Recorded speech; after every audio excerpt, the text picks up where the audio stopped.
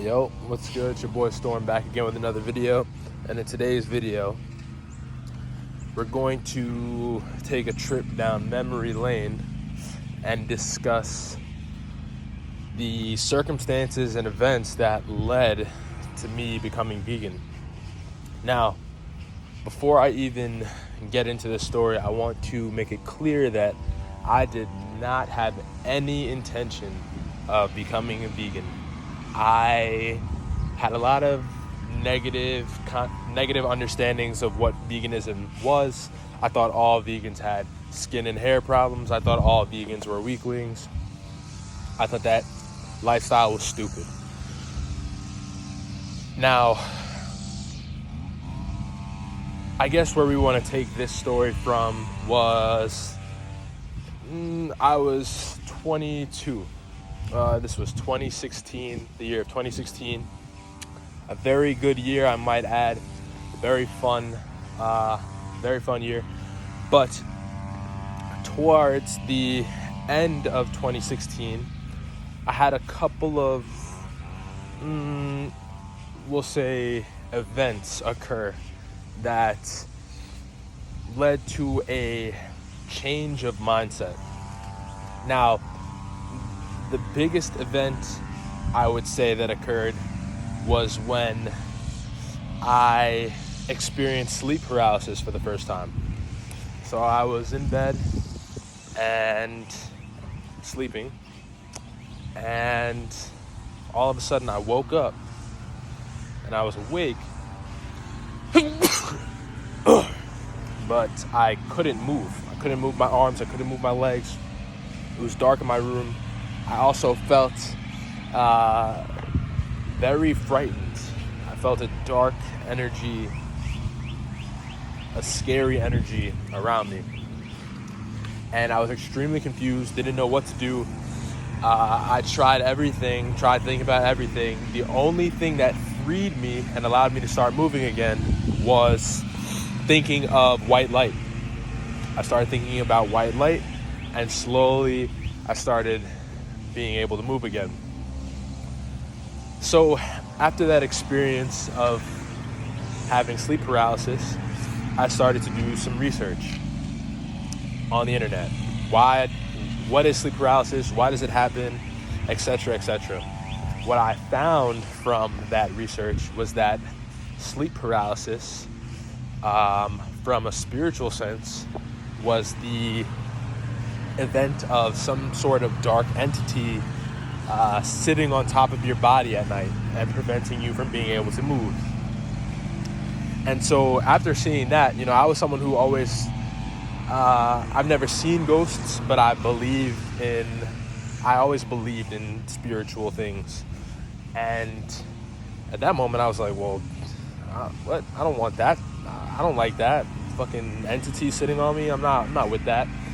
So I started researching, how to, why sleep paralysis happens and how to prevent it. And one thing that I came across was the fact that sleep paralysis can happen when you have a poor diet. And it was interesting because at the time I was eating Taco Bell. It was a tough time for me financially, and I was eating Taco Bell every day off their dollar menu or off their value menu. I would literally search my house, find change, go to Taco Bell, get food, and that would be my food for the evening. And so, I'd been doing that for about 2 weeks straight before the sleep paralysis happened. And so it clicked in my mind that, okay, well, I've been eating like crap for the past 2 weeks. So maybe that's what allowed this particular being to be able to control my body in that moment.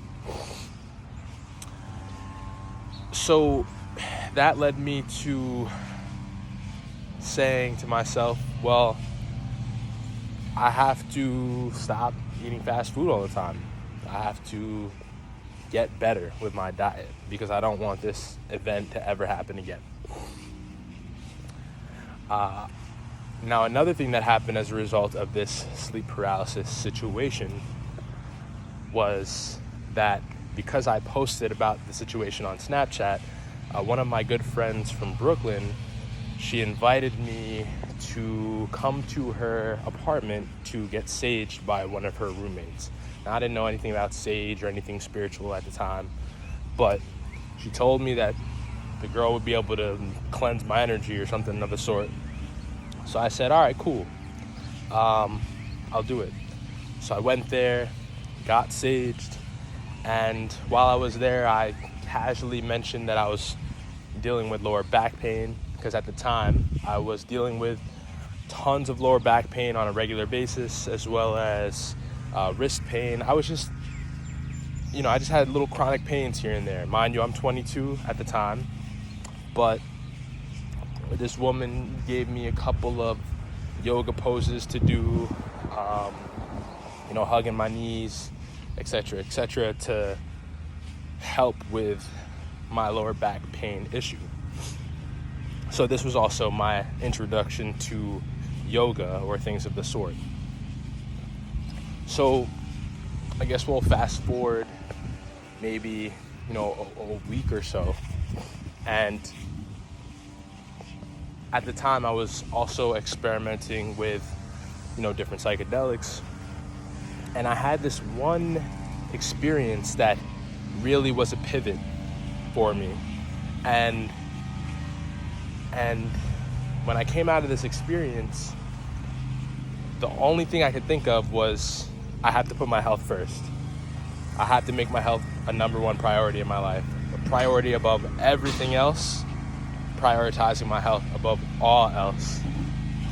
At the time, I was prioritizing fun, I was prioritizing going out, I was prioritizing partying, I was prioritizing doing whatever I wanted and eating whatever I wanted, smoking cigarettes, drinking alcohol occasionally, the whole 9 yards.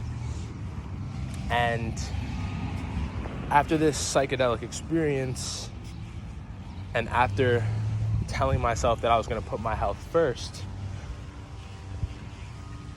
this is when the universe started to change for me. So early in 2017, I ended up trying to go to a Kaytranada show. For those of you who don't know, he's a Canadian DJ, Fuego. So I pull up to the venue and it's like 10:45, but the line is around the block. And my friend and I decide, let's just go somewhere else. Screw the show. So we ended up going to a place called Kinfolk in Brooklyn.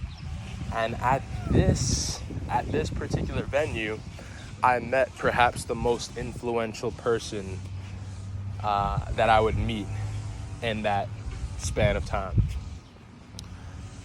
She was a Canadian girl, a yoga fanatic. I didn't know this at the time, but me being who I was at the time and wanting to drop game, I started talking to her and casually asked her if she was into yoga, because I just recently started learning about it and doing things for my lower back, and it turns out that she was.